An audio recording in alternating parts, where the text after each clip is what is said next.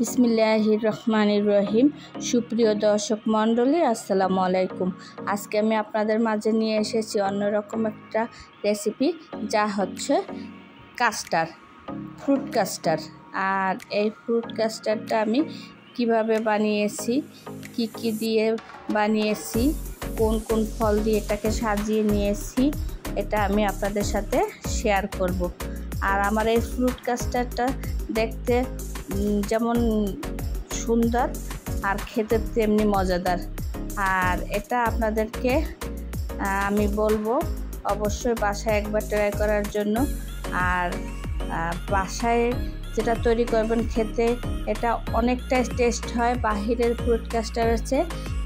একবার অবশ্যই ট্রাই করবেন, বা বাসায় কোনো মেহমান আসলে অবশ্যই এই গরমে আপনারা এটা তৈরি করে মেহমানকে খাওয়াতে পারেন।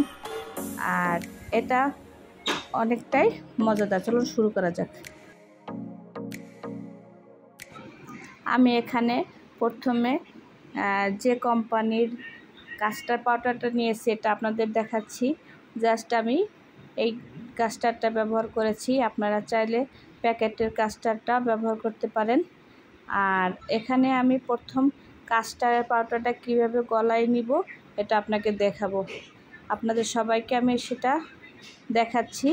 আমি এখানে একটা টেবিল চামচ দিয়ে 6 চামচ কাস্টার্ড পাউডার নিব। আমি একে একে 6 চামচ নিতেছি। নেওয়ার পরে এই কাস্টার্ড পাউডারটা আমি লিকুইড দুধ দিয়ে সুন্দর করে গলিয়ে নিব। আর এই কাস্টার্ড পাউডারটা অল্প অল্প দুধ দিয়ে আস্তে আস্তে করে গলিয়ে নিতে হবে, যাতে করে দলা না পেকে যায়। আমি আস্তে আস্তে করে এটা গলায় নিব আর এটা আপনাদেরকে দেখাবো। চামচ দিয়ে আমি প্রথমে এটাকে সুন্দর করে নেড়ে চেড়ে নিচ্ছি। নেওয়ার পরে এখানে আমি আগে থেকে 1 কাপ লিকুইড দুধ রেখেছিলাম, সেটা দিয়ে এটাকে সুন্দর করে মিশিয়ে নিব। এটাকে অল্প অল্প করে মিশিয়ে নিতে হবে। আর আপনাদের সাথে আমি দেখাচ্ছি, আপনারা যদি বাসায় ট্রাই করেন তাহলে এটাকে দুধের সাথে মিশিয়ে নেওয়ার আগে ভালোভাবে এটাকে নেড়ে চেড়ে নেবেন, যাতে করে দলা পাকা কোনো কিছু না থাকে, শক্ত জাতীয় কোনো কিছু না থাকে। এটাকে সুন্দর করে আস্তে আস্তে করে দুধ দিয়ে এটাকে নেড়ে চেড়ে এটাকে মিশিয়ে নিতে হবে। আর দেখুন, এটা দুধ দেওয়ার সাথে সাথে কালারটা চেঞ্জ হয়ে গেছে। আর এটাকে আমি আস্তে আস্তে আস্তে করে এটাকে সুন্দর করে মিশিয়ে নিচ্ছি দুধের সাথে। আর এটা মিশানো হয়ে গেলে আমি বাকি রেসিপিটা কিভাবে তৈরি করব আপনাদের দেখাবো। আস্তে আস্তে করে এটাকে মিশিয়ে নিয়ে এটাকে আমি আলাদা করে রাখবো। আর আমার এটা পুরো মিশানোটা শেষ হয়ে আসছে। এরপরে আমি এটাকে সাইড করে রাখবো। আর এটা যেহেতু লিকুইড দুধ দিয়ে গলিয়ে নিয়েছি, এটা নিচে চারদিকে লেগে থাকতে পারে, তাই চামচ দিয়ে আস্তে আস্তে করে আমি এটাকে মিশিয়ে নিচ্ছি। এই দেখুন, 4 ও 5টা এভাবে মিশিয়ে নিতে হবে। এরপরে আমি চুলায় 1 কেজি পরিমাণ দুধ সুন্দর করে জাল করে নিব, যাতে করে দুধটা একটু ঘন হয়ে আসে। এটা আমাকে আস্তে আস্তে করে জাল করে নিতে হবে। এটাকে জাল করে একদম 750 গ্রাম পরিমাণ করে নিলে এটা ঠিকঠাক হবে। আমি এটাকে আস্তে আস্তে করে জাল দিয়ে নিব, যাতে দুধটা ভালোভাবে ঘন হয়ে আসে। আর এটাকে সর পড়ানো যাবে না, সর পড়ে গেলে এটার টেস্টটাই অন্যরকম নষ্ট হয়ে যাবে, আর দুধের টেস্টটা সরের সাথে চলে যাবে। তাই আমি একটা চামচ দিয়ে সুন্দর করে এটাকে নেড়ে চেড়ে এটাকে সুন্দরভাবে মিশিয়ে নিচ্ছি। আর এটা মিশানো হয়ে গেলে এখানে আমি দিয়ে নিয়েছি 1 কাপ পরিমাণ চিনি। আর চিনিটা দেওয়ার পরে আমি সুন্দর করে এটাকে আর একটু নেড়ে চেড়ে নিব। যেহেতু চিনি দিলে দুধটা আর একটু পাতলা হয়ে যায়, তাই আর একটু ভালোভাবে এটাকে জাল করে নিতে হবে। আর এভাবে অনবরত নাড়তে হবে যাতে দুধ তলায় লেগে না যায় আর উপরে সরটা না পড়ে। তাই আস্তে আস্তে করে আমি এটাকে নেড়ে চেড়ে নিচ্ছি। আর এটা যতক্ষণ পর্যন্ত ঘন না হয়ে আসবে ততক্ষণ পর্যন্তই আমাকে এটাকে জাল করে নিতে হবে। জাল করে এটাকে সুন্দর করে মিশিয়ে নিতে হবে। আমি বারবার বলছি, সর পড়তে দেওয়া যাবে না, এটাকে সুন্দরভাবে চামচের সাহায্যে মিশিয়ে নিতে হবে। দেখুন, এটা আমি নাড়াচাড়া করে ভালোভাবে জাল দিয়ে নিচ্ছি, নিচের সাইডটাও যাতে না লাগে, উপর দিয়েও যাতে সরটা না পড়ে। আর আমার দুধটা প্রায় ঘন হয়ে আসছে, আমি তারপর আরও একটু জাল দিয়ে নিব যাতে করে এটার টেস্টটা ভালো আসে। দুধটা যতটাই ভালো জাল দিবেন ততটাই টেস্টটা ভালো আসবে। আস্তে আস্তে করে এটাকে জাল করে একদম ঘন করে নিতে হবে।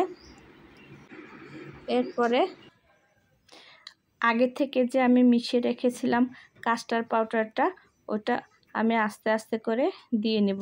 এটা অল্প অল্প করে দিয়ে নিতে হবে আর চামচের সাহায্যে সুন্দর করে নেড়েচেড়ে দিয়ে নিতে হবে, তা না হলে এটা দলা পেকে যেতে পারে।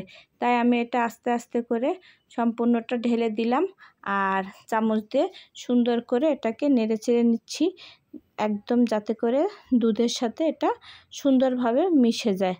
আর আমি এটা আস্তে আস্তে করে এভাবে নেড়েচেড়ে নিব যতক্ষণ পর্যন্ত এই কাস্টার্ড পাউডারটা সিদ্ধ না হয়, ততক্ষণ আমাকে এটাকে নেড়েচেড়ে নিতে হবে। আর এটা একদম হয়ে গেলে পুরোটা ঘন হয়ে যাবে। আর আমি চামচের সাহায্যে আস্তে আস্তে করে আপনাদের দেখাচ্ছি কতটা ঘন হবে। আর একটু ভালোভাবে নেড়েচেড়ে নিব। আর এটা হয়ে গেলে একদম চামচের সাথে লেগে যাবে, চামচের আঙ্গুল দিয়ে এটাকে টান দিলে মনে হবে যে এটা দাগ মিশছে না।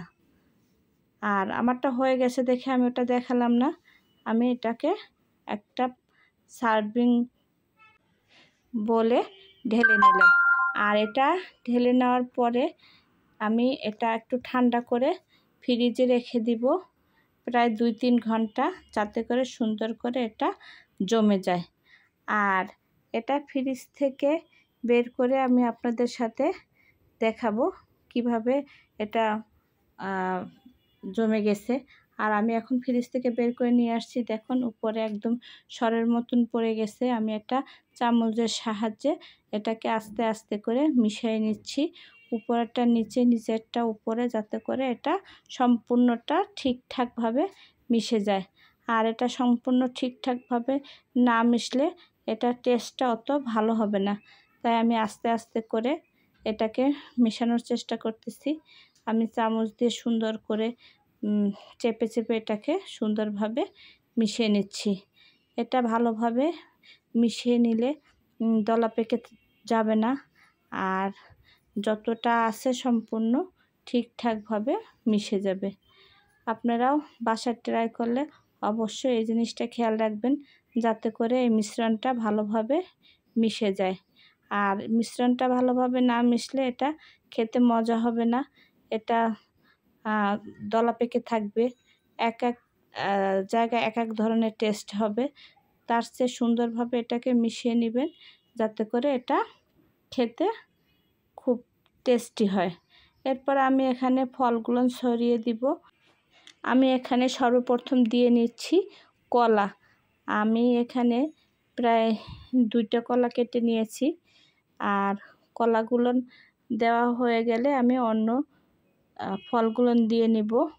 আমি কলাগুলো জাস্ট এভাবে এই সাইজে কেটে নিয়েছি, পাতলা পাতলা করে কেটে আমি এখানে মাঝখান থেকে কেটে নিয়েছি। এরপরে আমি কলাটা জাস্ট এভাবে সাজিয়ে নিলাম। আর কলাটা দেওয়া হয়ে গেলে এরপরে আমি দিব আপেল। আমি এখানে আপেলগুলো এভাবে টুকরো করে নিয়েছি, আপনারা আপনাদের পছন্দ মতন টুকরো করে নিতে পারেন। আমি আপেলটা ছিলে নিয়েছি। আর এখানে আমি একটা আপেল দিয়েছি।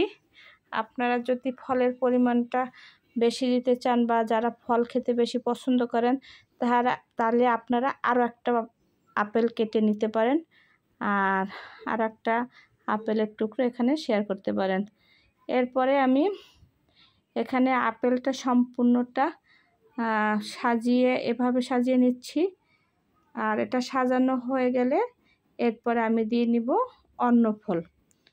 আর অন্য ফল কি দিব এই জন্য করে আপনাদের অপেক্ষা করতে হবে আর দেখতে হবে যে আমি এখানে আর কি ফল শেয়ার করতেছি। আর আপেলটা দেওয়া হয়ে গেলে আমি এখানে দিয়ে নিচ্ছি আঙ্গুর। আমি এখানে সবুজ আঙ্গুরটা দিয়ে নিচ্ছি। আপনারা চাইলে এখানে কালো আঙ্গুরটা ব্যবহার করতে পারেন। আপনারা যেভাবে যে ফল পছন্দ করেন সেভাবে সাজিয়ে নিতে পারেন, সেই ফল দিয়ে সাজিয়ে নিতে পারেন। আমার হাতের কাছে ছিল সবুজ আঙ্গুরটা, আমি সবুজ আঙ্গুরটা দিয়ে সাজিয়ে নিয়েছি।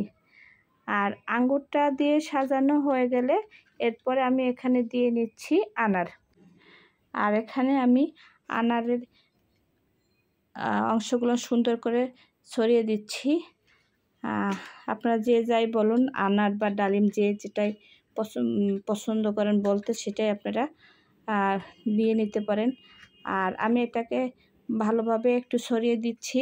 আর দেখেন এখানে আনারটা দেওয়ার পরে একদম কালারটা চেঞ্জ হয়ে গেছে, সবুজ, লাল, হলুদ নানান ধরনের ফলের অংশগুলো দেওয়ার পরে এটা একদম দেখতে অনেকটাই সুন্দর লাগতেছে। আপনারা আপনাদের পছন্দ মতন সাজিয়ে নিতে পারেন। আপনারা এখানে চাইলে আরও অন্য ফলও দিতে পারেন। আপনারা যে যেরকম ফল খান ঠিক সেভাবেই দিবেন। এরপর সর্বশেষ আমি এখানে দিয়ে নিচ্ছি বাদাম। আমি এখানে চিনে বাদামটা দিয়ে নিচ্ছি। আর আমার কাছে এটাই ভালো লাগে, এই বাদামটা দিলে অনেকটা টেস্টি হয়। আর আপনারা চাইলে কাজু বাদামটা ব্যবহার করতে পারেন। আপনাদের পছন্দ মতন আপনারা এখানে সাজিয়ে নিতে পারেন। আমার হাতের কাছে ছিল চিনে বাদামটা, আমি এটাই দিয়ে নিলাম। এটা খেতে অনেকটা টেস্ট, অবশ্যই আপনারা বাসায় একবার ট্রাই করে দেখতে পারেন। আর বাহিরের খাবারের চেয়ে ঘরের খাবারটা যেমন হেলদি আর তেমনি টেস্টি। আর এভাবেই আমি আমার পুরো ফ্রুট কাস্টার্ডটা সাজিয়ে নিয়েছি। আপনাদের কাছে কেমন লেগেছে অবশ্যই আমাকে কমেন্ট করে জানাবেন। আর আপনারা অবশ্যই এটা বন্ধু মহলে শেয়ার করবেন। আর যদি আমার এই ভিডিওটি আপনাদের ভালো লেগে থাকে তবে অবশ্যই লাইক, শেয়ার, কমেন্ট এবং সাবস্ক্রাইব করবেন। আর কমেন্ট করতে কিন্তু ভুলবেন না। আল্লাহ হাফেজ।